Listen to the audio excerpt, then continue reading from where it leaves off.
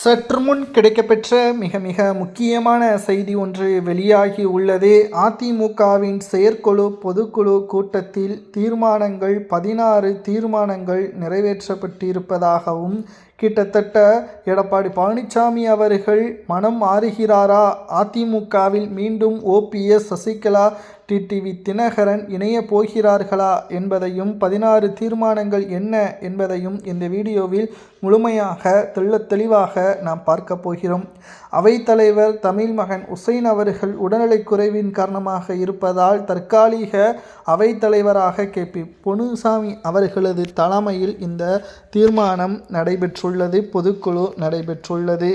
மதுரைக்கு metro rail திட்ட ஒப்புதலை முறையாக, சரியாக, போதிய புள்ளி விவரங்களுடன் அனுப்ப திமுக அரசின் நிர்வாக சீர்திருத்தங்கள், குறிப்பாக அனைத்து விதமான நடவடிக்கைகளும் இந்த பொதுக்குழு செயற்குழு கூட்டத்தில் நிறைவேற்றப்பட்டிருப்பதாக தகவல்களும் தற்பொழுது கிடைக்கப்பெற்றுள்ளது.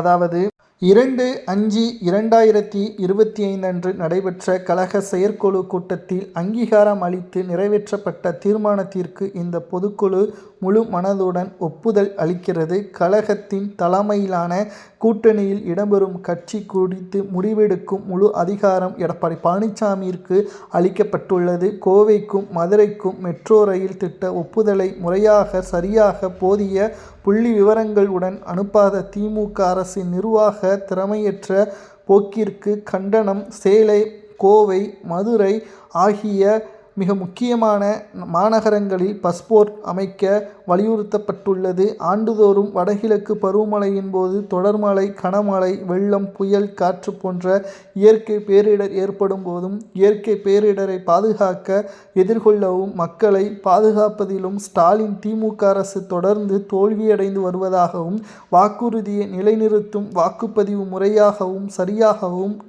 திகழ வேண்டும் என்பதற்காகவும் சிறப்பு தீவிர வாக்காளர் பட்டியல் திருத்த பணியை கழகம் வரவேற்கிறது என்றும், நெல்லின் ஈரப்பதத்தை 17% இருந்து 22% உயர்த்த மத்திய அரசின் ஆணையை பெற்று நெல் கொள்முதலை முறையாக, முழுமையாக செய்து முடிக்க வழிவகை செய்ய வேண்டும். அந்நிய முதலீட்டில் ஆமை வேகம் குறையும், முதலீடுகள் இடம்பெயரும், தொழில் நிறுவனங்கள் தமிழக இளைஞர்களுக்கு எட்டாக்கனியாக வேலைவாய்ப்புகள் என போலி புள்ளி விவரங்களை அள்ளி வீசும் பொம்மை முதலமைச்சருக்கு கண்டனம் தெரிவிக்கும் விதமாகவும் தீர்மானங்கள் நிறைவேற்றப்பட்டது.